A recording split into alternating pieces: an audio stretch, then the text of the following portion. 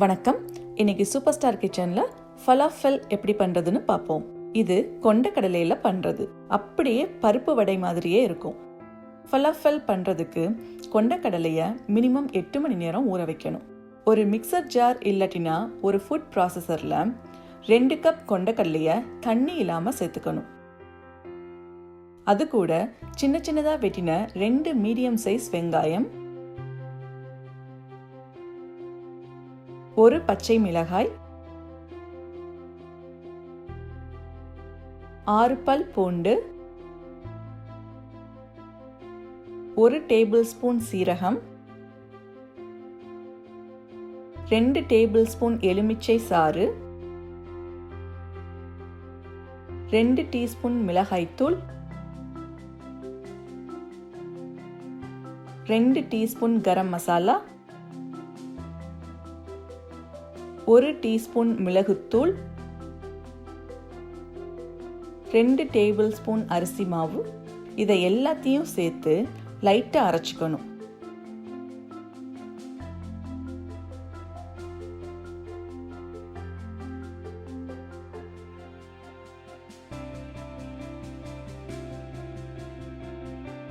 அதுக்கப்புறமா தேவையான அளவு கொத்தமல்லி தழை,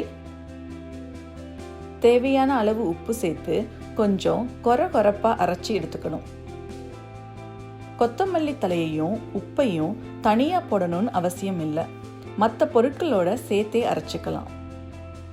அரைக்கும் போது தண்ணி சேர்க்கவே கூடாது.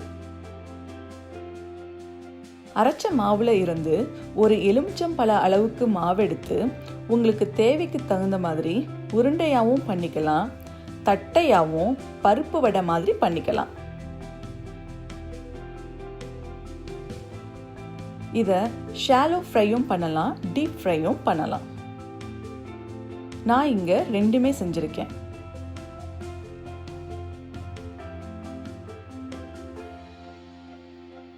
ஷாலோ ஃப்ரை பண்றதுக்கு ஒரு கடாயில எல்லா இடத்துலையும் எண்ணெய் படணும்.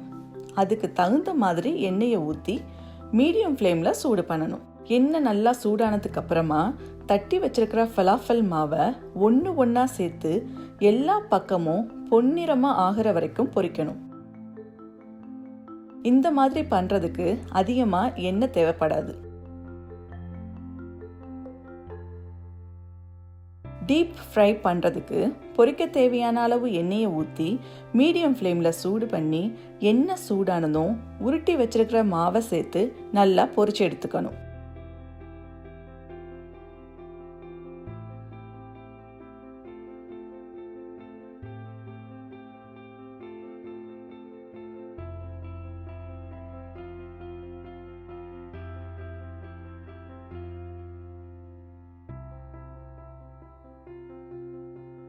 நான் இங்க பருப்பு வடை மாதிரி தட்டியும் போட்டிருக்கேன்.